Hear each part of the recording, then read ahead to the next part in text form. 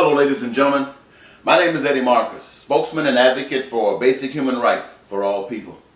You know, for some time now, I've spent a lot of focus on trying to get you, the general public, to understand how we can bring peace, prosperity, and joy into our lives. And those things that we look at that diminishes what we call the fulfillment of our desires, we can eradicate that stuff. And some of the impediments to that are IRS, taxes, the Federal Reserve, credit, money itself. And I mentioned that because you can imagine how excited I was when I picked up a newspaper just the other day. It's called The Onion. Hope you can see that. And it had an article that pertains to some of the things that I have been speaking to you about. And I thought it so exciting, I wanted to share it with you and give you an opportunity to see what others are thinking as well. Maybe it could be a little bit clearer to you. And this is from The Onion. The heading is, "The U.S. economy grinds to a halt as nation realizes that money, just a symbolic, mutually shared illusion." And in the small print, it has, calling it basically no more than 5 rectangular strips of paper. Fed Chairman Ben Bernanke illustrates how much $200 is actually worth. He actually takes out $200 out of his pocket, puts it before him, and burns it up. Well, the article continues as thus. The United States economy ceased to function this week after unexpected existential remarks by Federal Reserve Chairman Ben Bernanke shocked Americans into realizing that money is in fact just a meaningless and intangible social construct. What began as a routine report before the Senate Finance Committee Tuesday ended with Bernanke passionately disavowing the entire concept of currency and negating in an instant the very foundation of the world's largest economy. Though raising interest rates is unlikely at the moment, the Fed will of course act appropriately if we, said Bernanke, who then paused for a moment, looked down at his prepared statement, and shook his head in utter disbelief. And I turn to page 6 for those of you who might want to follow up on it. You know what? It doesn't matter. None of this so-called money really matters at all. It's just an illusion.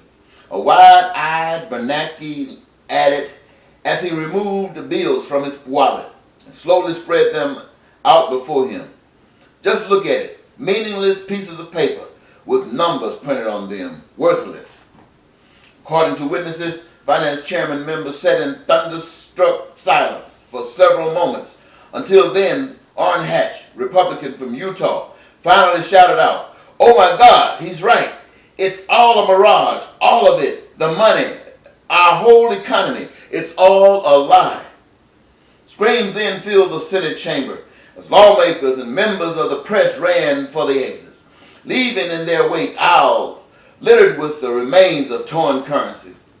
As news of the nation's collectively held delusion spread, the economy ground to a halt, with dumbfounded citizens everywhere walking out of their jobs as they complained.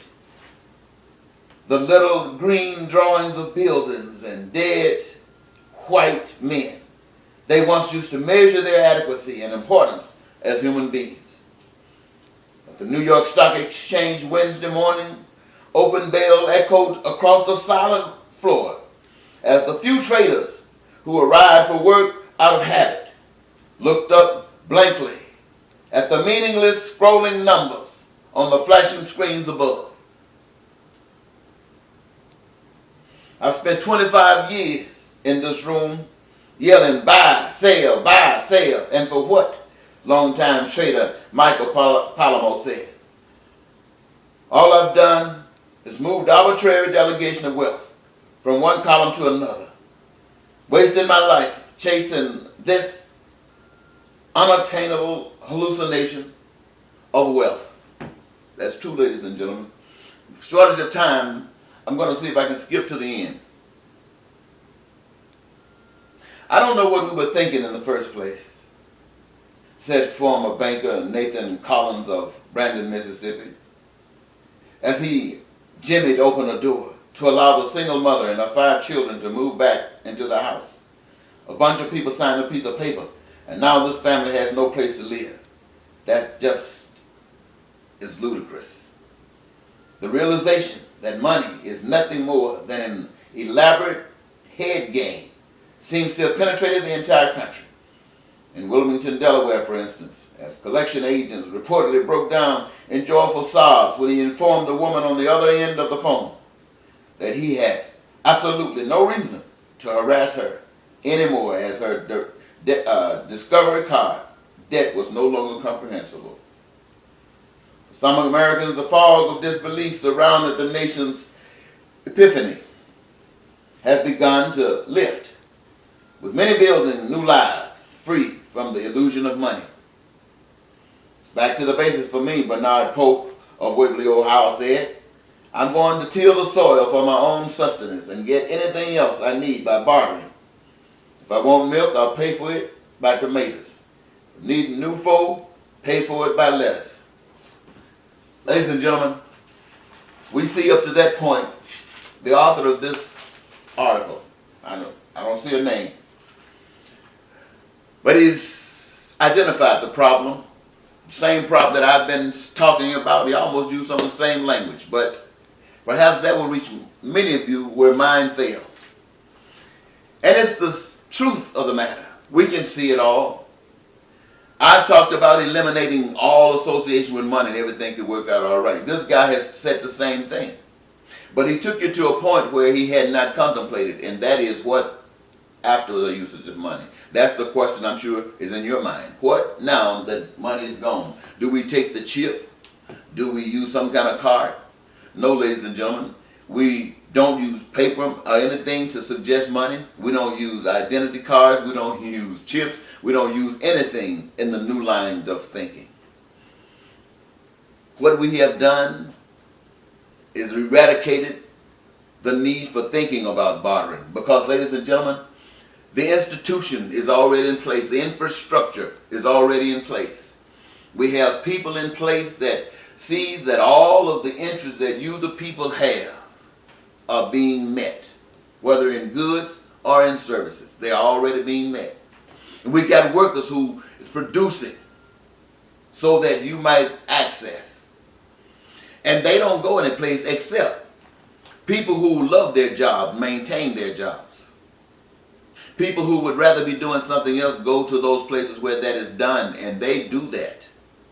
Because we are mandating now that everybody work. Everybody work. We mandate that if war comes, you must go to the military. You must buy car insurance. If the health policies pass, though they're talking about it, everybody's going to have to buy insurance. So we mandate that every eligible individual works in a job of choice, a career of choice, something you can do with passion to allow you to express yourself, to contribute so that you can feel like you are somebody, and you are, because you are a contributor, not just a taker.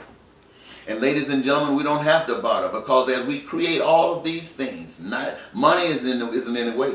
We don't have to say we can't build this because the money is there. We can't work on eliminating, bringing some cure to MS or to cancer because the money is there. Money is no problem. We got the people, the willingness, and we got the need, and that's all that is required. Now go and do it. We're talking about a new way of living, and I want you to understand this because it's so significant. It's so significant in helping you determine whether you want to change or stay on the same path. Well, now, my time has come, and I must go. I set an alarm so I wouldn't overdo this, and that time has come. I shall have another one in a week to continue this, so come back to it, all right? All right, Eddie Marcus, spokesman and advocate for basic human rights for all people. Bye-bye.